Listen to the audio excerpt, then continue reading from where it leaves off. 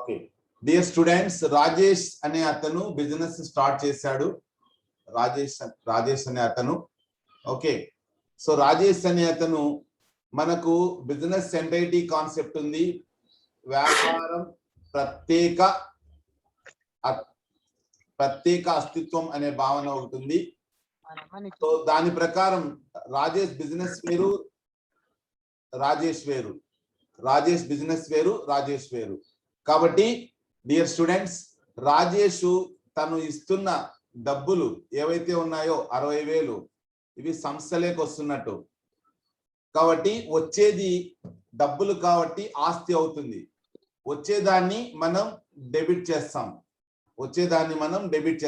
అంటే cash account debit to ఇచ్చే అతను రాజేష్ కాబట్టి వ్యక్తిని ఎప్పుడు ఇస్తే వ్యక్తిగత ఖాతా ప్రకారము ఇచ్చేవాడిని క్రెడిట్ చేయాలి. అందుకని రాజేష్ ను మనము క్రెడిట్ చేస్తాం. అంటే టు రాజేష్ క్యాపిటల్ అకౌంట్, అంటే తెలుగులో అయితే నగదు ఖాతా డెటార్ టు రాజేష్ మూలధనం ఖాతా అని రాస్తాం. ఓకే, 60,000. సో తర్వాత నేరేషన్ అంటే వివరణ. బీయింగ్ బిజినెస్ స్టార్టెడ్, వ్యాపారం ప్రారంభించినందున రాస్తాం. ఓకే స్టూడెంట్స్, క్యాష్ అనేది ఆస్తి, వచ్చేదాన్ని డెబిట్ చేయాలా. రాజేష్ అనే అతను వ్యక్తి, ఇచ్చేవాడిని క్రెడిట్ చేయాలా. అంటే ఒకటి వాస్తవిక ఖాతా క్యాష్ అనేది అసెట్, ఇంకొకటి వ్యక్తిగత ఖాతా అంటే పర్సనల్ అకౌంట్ గివర్ అన్నమాట. రాజేష్ అతను గివర్ అవుతాడు, గివర్. ఓకే, క్యాష్ అనేది ఆస్తి లోపలికి వచ్చింది కాబట్టి. ఓకే స్టూడెంట్స్, నెక్స్ట్ ఇప్పుడు డిపాజిటెడ్ ₹20,000 ఇన్ ఎస్బీఐ. అంటే ఎస్బీఐ అనేది ఒక బ్యాంకు. మనము వ్యక్తిగత ఖాతాల విషయంలో 3 రకాల ఖాతాలు అనుకున్నాము. మొదటిది సహజ వ్యక్తులు, రెండోది చట్టం చేత సృష్టించబడిన వ్యక్తులు. స్టేట్ బ్యాంక్ ఆఫ్ ఇండియా కూడాను ఇది కూడాను ఒక వ్యక్తి లాంటిదే అనుకోండి. సో మనం 20,000 ఇక్కడుండే 60,000లో మనం 20,000 బ్యాంకుకి పంపిస్తున్నాం. అంటే తీసుకునేది బ్యాంకు, అంటే రిసీవర్ అన్నమాట. పర్సనల్ అకౌంట్ తీసుకునే వాళ్ళని ఏం చేయాలా, డెబిట్ చేయాలా. అంటే ఎస్బీఐ అకౌంట్ డెబిట్ టు మన నుంచి ఏం పోతుంది, బయటికి క్యాష్ పోతుంది. క్యాష్ అనేది వాస్తవిక ఖాతా, అంటే వాస్తవిక ఖాతా ప్రకారము వచ్చేదాన్ని డెబిట్ చేయాలా, పోయేదాన్ని క్రెడిట్ చేయాలా. క్యాష్ పోతుంది కాబట్టి టు క్యాష్ అని రాస్తాం. So SBI account 20,000 to cash account 20,000. So ఇక్కడ నేరేషన్కి వచ్చేటప్పటికల్లా బ్యాంకులో డబ్బు డిపాజిట్ చేసినందున being cash deposited in SBI అంటే state bank of India. Okay right. Next bought goods by cheque. Dear students, ఇక్కడ ఆల్రెడీ మనము ఎస్బీఐ ఉంది. ఓకే, ఎస్బీఐ ఇది కూడా మనిషి అనుకోండి. ఎస్బీఐ మనము సరుకులు ఏం చేస్తున్నాము, తెచ్చుకుంటున్నాం. బాట్ అంటే బై, బాట్ అంటే ఇది V1 V2 V3 verb form అన్నమాట, పాస్ట్ టెన్స్ వర్బ్. కొన్నాము అని అర్థం. కొన్నాము అంటే పర్చేజెస్ అవుతుంది. సో కొన్నప్పుడు సరుకు లోపలికి వస్తుంది, అంటే వాస్తవిక ఖాతా. ఓకేనా, వాస్తవిక ఖాతా. సరుకు లోపలికి వచ్చినప్పుడు వచ్చేదాన్ని డెబిట్ చేయాలి కాబట్టి బాట్ అంటే కొన్నాము కాబట్టి గూడ్స్ అనేది అన్నమాట. ఇది గూడ్స్ కొన్నాము అని అర్థం. అంటే కొంటే పర్చేజెస్ అకౌంట్ డెబిట్ చేస్తాం 8,000 కు. డియర్ స్టూడెంట్స్, ఇక్కడ గూడ్స్ కొన్నాము కానీ చెక్ ఇచ్చినాము. ఎవరికైతే మనం ఎవరి నుంచి అయితే సరుకు కొన్నామో వాళ్లకు చెక్ ఇచ్చాము. ఓకే, చెక్ ఇచ్చాము కాబట్టి ఆ చెక్ రైట్, చెక్ ఎవరు ఇస్తున్నారు, బ్యాంక్ ఇస్తుంది కాబట్టి ఇచ్చేదాన్ని చెక్ క్రెడిట్ చేయాలా అంటే వ్యక్తి కదా బ్యాంక్ అంటే కూడా to SBI account okay so being Suma go out being goods purchased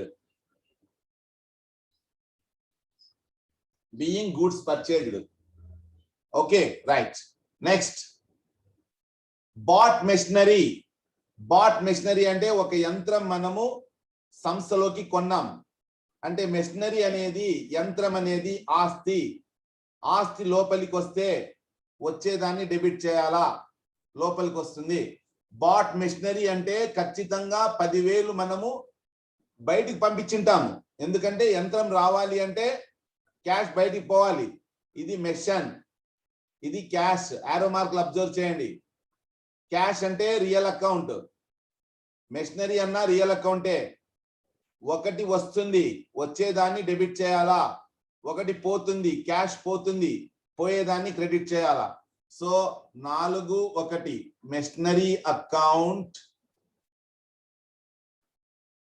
debit to cash account సంస్థలోకి మెషినరీ వస్తున్నందున వచ్చేదాన్ని డెబిట్ చేస్తాము పోయేదాన్ని క్రెడిట్ చేస్తాము సో చిట్టాపద్దు అది ఓకే బీయింగ్ మెషినరీ పర్చేజ్డ్ అని రాస్తాం okay students next purchased goods అన్నాము డియర్ స్టూడెంట్స్ గూడ్స్ అనే దానికి 4 పదాలు ఇంపార్టెంట్ వస్తాయి అనే విషయం గుర్తుపెట్టుకోండి కొంటే పర్చేజ్ అకౌంట్ కొన్నది వాపస్ పంపిస్తే పర్చేజ్ రిటర్న్స్ అకౌంట్ కొనుగోలు ఖాతా కొంటే కొన్నది వాపస్ పంపిస్తే కొనుగోలు వాపసులు ఖాతా కోవా అంటాము పర్చేజ్ రిటర్న్స్ అకౌంట్ అమ్మితే సేల్స్ అకౌంట్ అమ్మింది వాపసు వస్తే సేల్స్ రిటర్న్స్ అకౌంట్ అమ్మితే సేల్స్ అమ్మకాలు ఖాతా అమ్మింది వాపసు వస్తే మనకు అమ్మకాల వాపసులు ఖాతా ఇక్కడ మనం పర్చేజెస్ కొంటున్నాము కొన్నప్పుడు సరుకు మనకు వస్తుంది లోపలికి వస్తుంది గూడ్స్ వచ్చేదాన్ని డెబిట్ చేయాలా పేరు పెట్టుకున్నాము కొంటే పర్చేజెస్ అని పర్చేజెస్ ను డెబిట్ చేస్తాము so purchases account debit to ఇక్కడ వ్యక్తి నుంచి ఏం లేదు పేరు రాలేదు కాబట్టి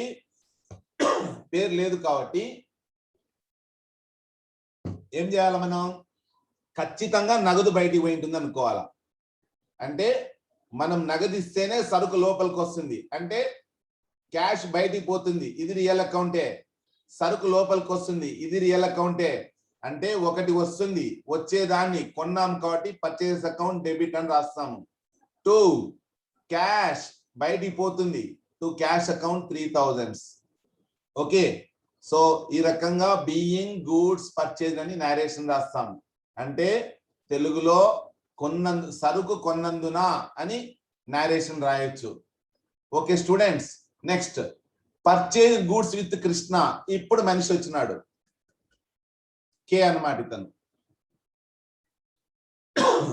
సరుకులు ఇతని నుంచి కొన్నాం అంటే ఇతను ఇస్తున్నాడు సరుకు వచ్చింది సో ఇక్కడ క్యాష్ అని ఏం లేదు ఇక్కడ అంటే ఖచ్చితంగా ఇది అరువు వ్యవహారం అని అర్థం క్రెడిట్ అని అర్థం క్రెడిట్ అన్నప్పుడు మనం ఎవరైనా మనకు అరువు ఇస్తే వాళ్ళ పేరు ఖచ్చితంగా గుర్తు పెట్టుకోవాలా ఓకేనా సో ఇతను గివర్ అవుతాడు అంటే రుణదాత క్రెడిటార్ అని అర్థం కాబట్టి గివర్ని ఏం చేస్తాము వ్యక్తిగత ఖాతా పర్సనల్ అకౌంట్ ప్రకారము క్రెడిట్ ద గివర్ అంటాము వచ్చేది ఏంటి సరుకు వచ్చింది వచ్చేదాన్ని డెబిట్ చేయాలా ఆల్రెడీ చెప్పుకున్నాము సరుకు కొంటే పర్చేజెస్ అని 6-1 సో డియర్ స్టూడెంట్స్ కొన్నదాన్ని డెబిట్ చేస్తాము పర్చేస్ అకౌంట్ అని ఓకే ఇస్తున్నది కృష్ణ కాబట్టి ఇచ్చేవాన్ని క్రెడిట్ చేస్తాము టు కృష్ణ అకౌంట్ అని 10,000 సో నేరేషన్ లో మనం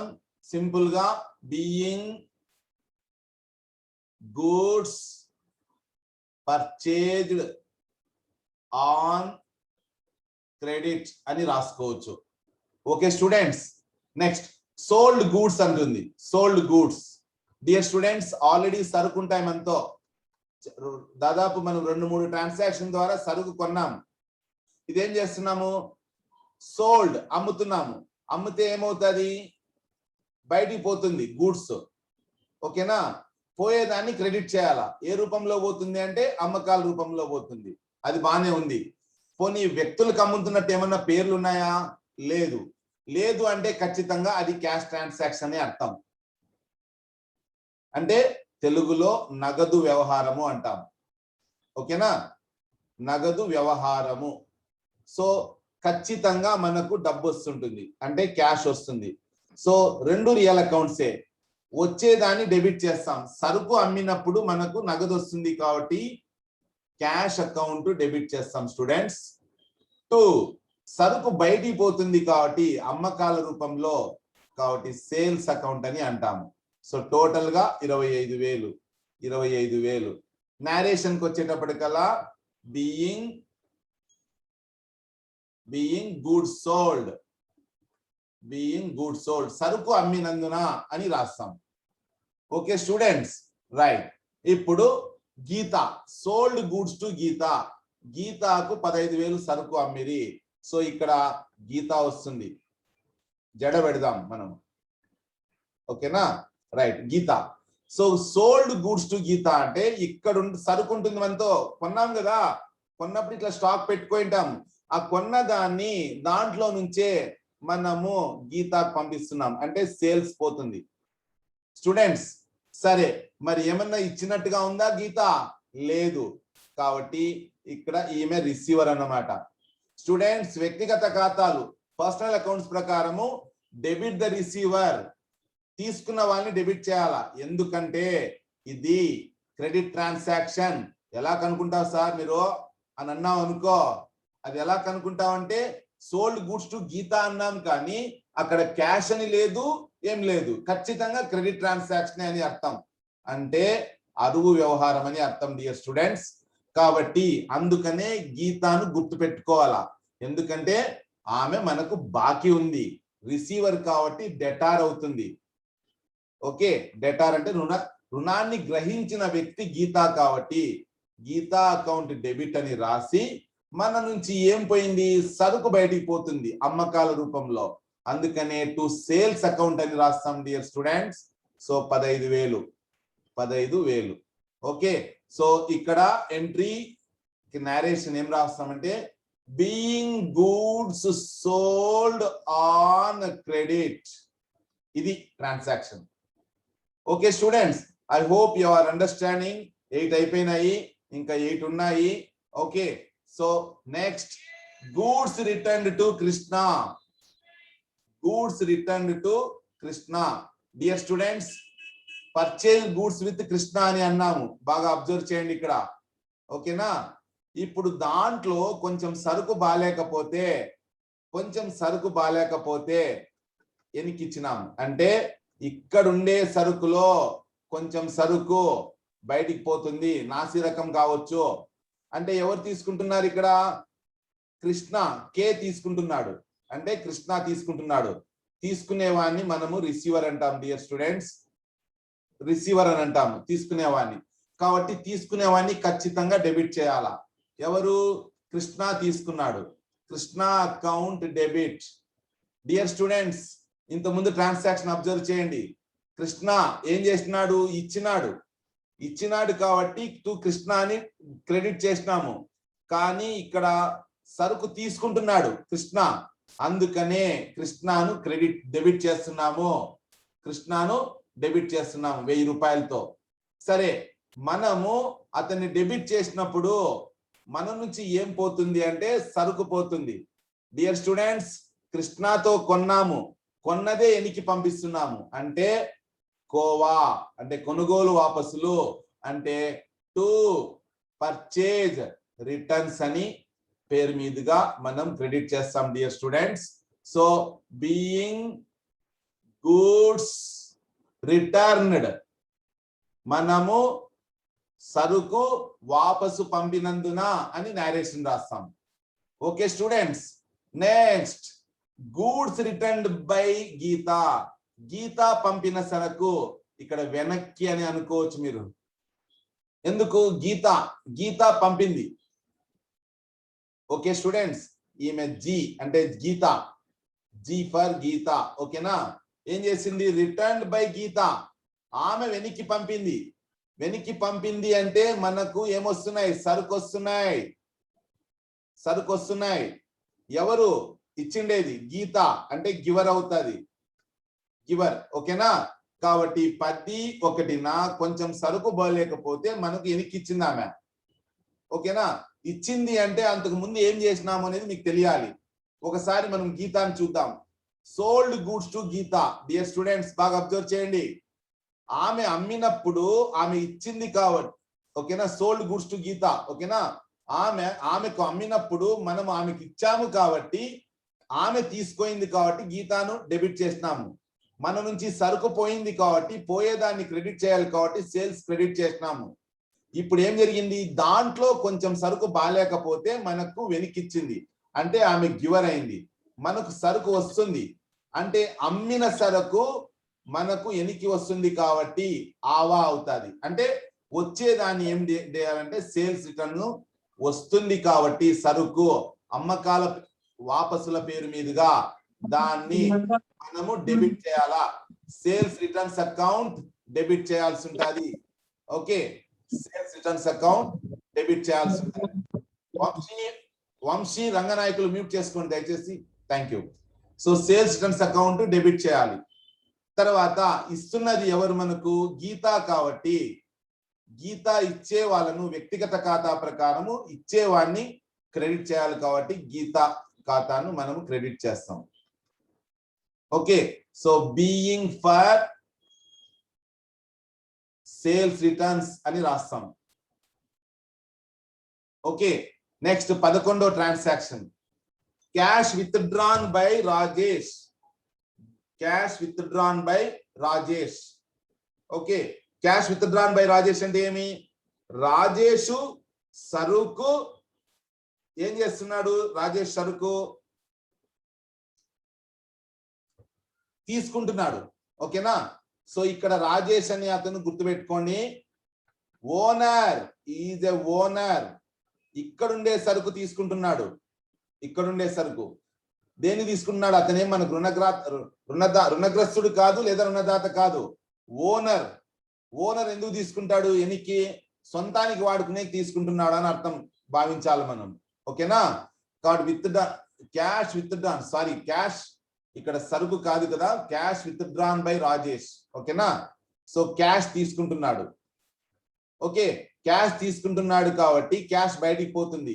తీసుకునే వ్యక్తి రాజేష్ కాబట్టి తాను పెట్టిన మూలధనాన్నే వెనక్కి తీసుకుంటున్నాడని భావించాలి. అంటే సొంతానికి, సొంత వాడకాలు, సొంత వాడకానికి తీసుకుంటున్నాడు అనుకోవాలా. సో తీసుకునేవాడిని ఏం చేయాలి మనం? వ్యక్తిగత ఖాతా ప్రకారం, పర్సనల్ అకౌంట్ ప్రకారం తీసుకునేవాడిని డెబిట్ చేయాలి. తీసుకునేవాడిని అంటే ఇక్కడ రాజేష్ తీసుకుంటున్నాడు కాబట్టి రాజేష్ డ్రాయింగ్స్ అంటాం. డియర్ స్టూడెంట్స్, ఫస్ట్ ఎంట్రీ ఒకసారి మీరు అబ్జర్వ్ చేయాల్సి ఉంటుంది. Cash with drawn by Rajesh from bank కదా. బ్యాంక్ నుంచి అంటే ఇక్కడ ఒక బ్యాంక్ గుర్తుపెట్టుకోండి. మనం నగదు అనే పొరపాటుగా అనుకున్నాము. ఎస్బీఐ నుంచి డ్రా చేసుకుంటున్నాడు అంటే బ్యాంక్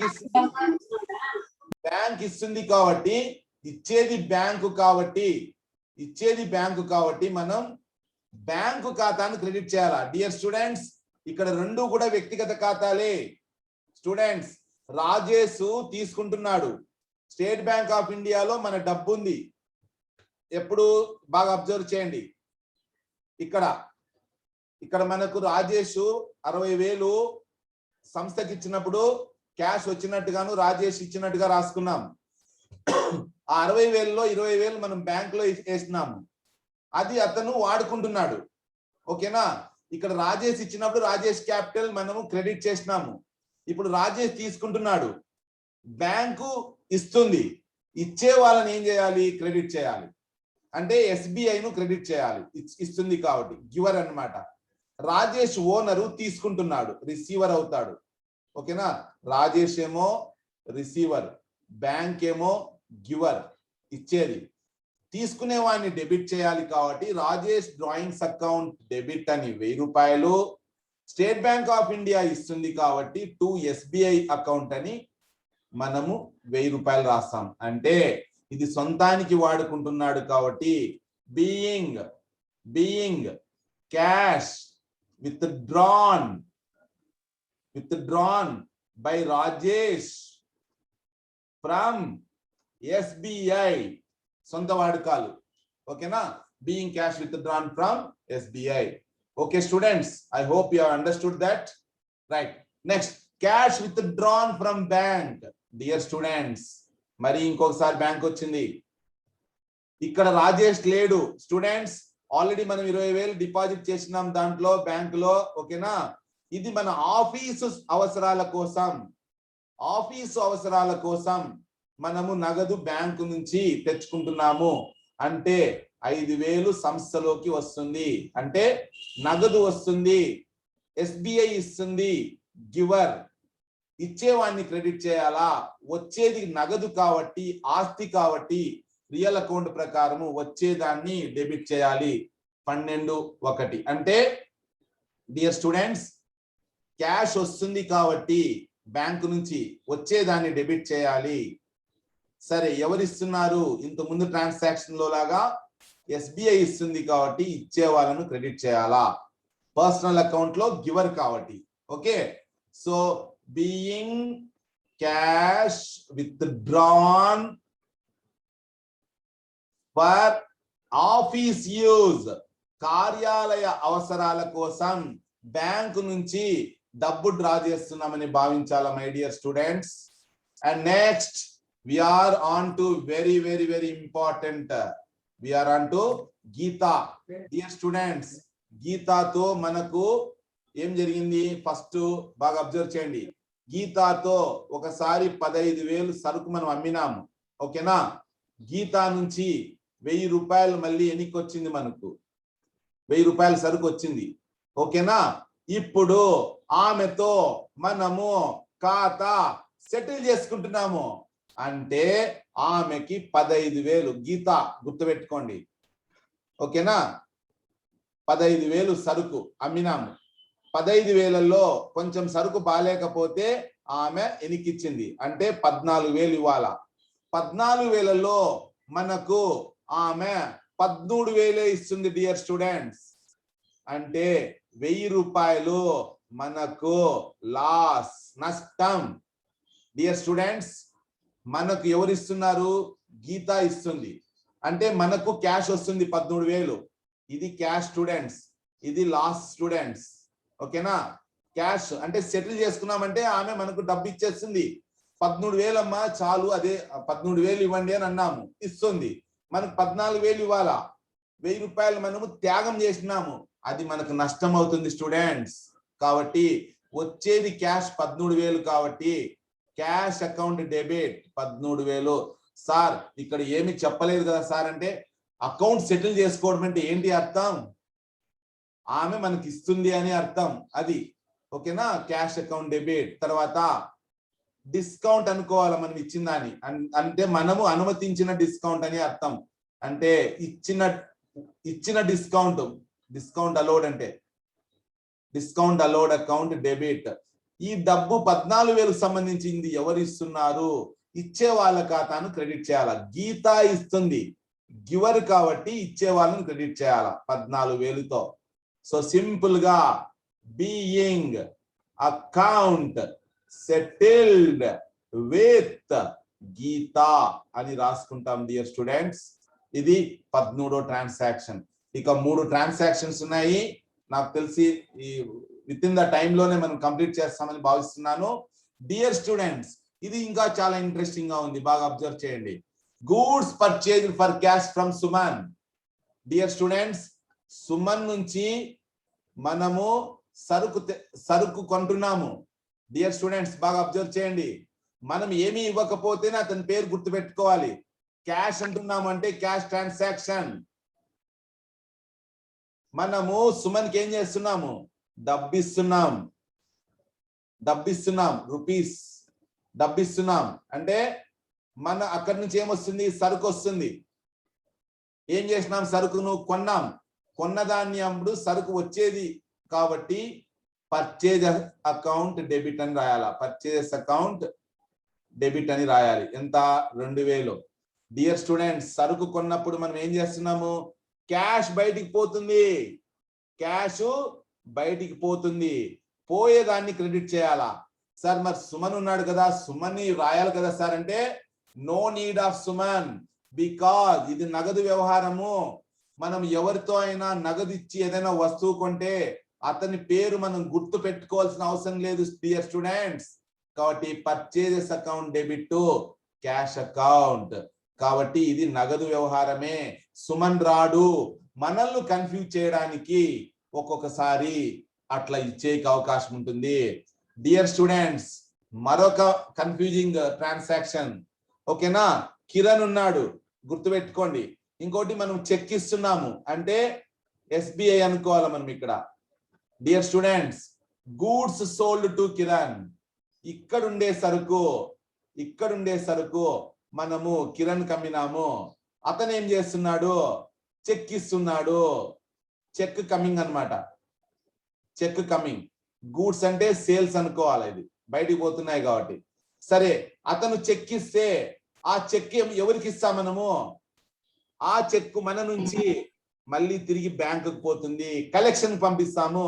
మన బ్యాంకు వాళ్ళు ఏం చేస్తారు? ఆ చెక్కుని మళ్ళీ కిరణ్ బ్యాంక్ దగ్గరికి వెళ్ళి అక్కడ అమౌంట్ కలెక్ట్ చేసుకొని మళ్ళీ తీసుకొచ్చి మన ఖాతాలో వేస్తారు. అదంతా మనకు సంబంధం లేదు స్టూడెంట్స్. కిరణ్ ఏం చేస్తున్నాడు అనేది ఇంపార్టెంట్. కిరణ్ సరుకు తీసుకుంటున్నాడు అంటే సరుకు పోతుంది. ఓకేనా? రైట్. మనం అతని నుంచి చెక్ వచ్చింది, ఆ చెక్ని ఎవరికి ఇస్తున్నాము? ఎస్బిఐ తీసుకుంటుంది అంటే రిసీవర్ అన్నమాట. ఎస్బిఐ ఇక్కడ చెక్కు, కిరణ్ ఇచ్చిన చెక్కు రిసీవర్ ఎస్బిఐకి ఇస్తున్నాం మనము అంటే రిసీవర్ ఇక్కడ ఎస్బిఐ. అంటే ఎస్బిఐ అకౌంట్ డెబిట్ 10,000 టు ఎవరు?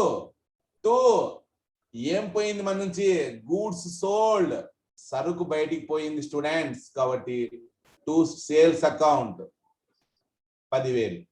కాబట్టి బీయింగ్ గూడ్స్ సోల్డ్ అంతే. ఇది just like cash transaction students. సరుకు మనం ఏ రకంగా కొన్నామో ఇక్కడ అమ్మినాము. ఏమంటే నగదు బదులుగా చెక్ వచ్చింది. ఆ చెక్ వస్తే మనము ఎవరికి ఇచ్చాము? చెక్కు బ్యాంక్ వాళ్ళకి ఇచ్చాము. బ్యాంక్ తీసుకుంటుంది, బ్యాంక్ ఖాతాను డెబిట్ చేస్తాం. That's all. ఓకే స్టూడెంట్స్, ఇక another interesting transaction. Dear students, salaries pay చేశాము, రెంట్ పే చేశాము, వేజెస్ పే చేశాము. ఇవన్నీ కూడా ఖర్చులు. నామమాత్రపు ఖాతా నామినల్ అకౌంట్ ప్రకారము ఖర్చులు నష్టాలు డెబిట్ చేయి, ఆదాయాలు లాభాలు క్రెడిట్ చేయి. అంటే సాలరీస్ ఖర్చే మనం చెల్లిస్తున్నది, రెంట్ మన ఆఫీస్ కోసం, వేజెస్ కార్మికులు సరుకులు మోసినందుకు వాళ్ళు చేసిన సేవకు గాను మనము డబ్బు చెల్లిస్తున్నాం. అంటే డబ్బు పోతుంది మన నుంచి, డబ్బు పోతుంది. దేనికోసం? ఖర్చుల కోసం. ఖర్చులు మనము వాళ్ళు చేసిన సేవను ఖర్చులు నామినల్ ఒక పేరు పెడతాం. ఆ పేర్లు ఏమంటే, ఒకటి సాలరీస్ అని పేరు పెడతాం బయటికి పోయిన డబ్బుకు, సాలరీస్ అని పేరు పెడతాం బయటకు పోయిన డబ్బుకు.